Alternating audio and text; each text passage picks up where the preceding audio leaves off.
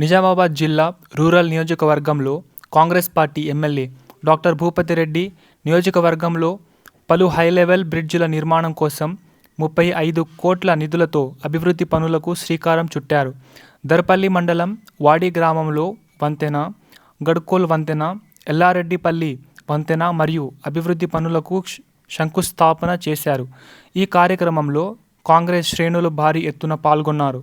మొట్టమొదటిసారిగా 12 కోట్ల నిధులతో గడ్కోల్ గ్రామానికి విచ్చేసిన సందర్భంగా ఎమ్మెల్యే డాక్టర్ భూపతి రెడ్డికి విడిసి చైర్మన్ మామిడి రాములు, సభ్యులు సర్పంచ్ దేవాగౌడ్ ఘన స్వాగతం పలికారు.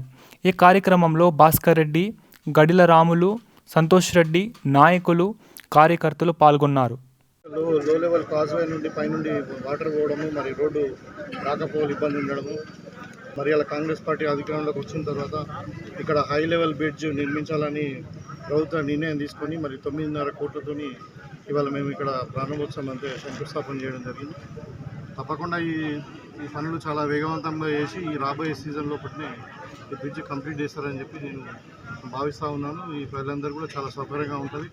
ఇదే కాకుండా నిజామాబాద్ రూరల్ నియోజకవర్గంలో ఎక్కడ ఈ లో లెవెల్ బ్రిడ్జ్లు ఉన్నా కానీ దాన్ని అన్నీ కూడా హై లెవెల్ బ్రిడ్జ్గా మారుస్తాం.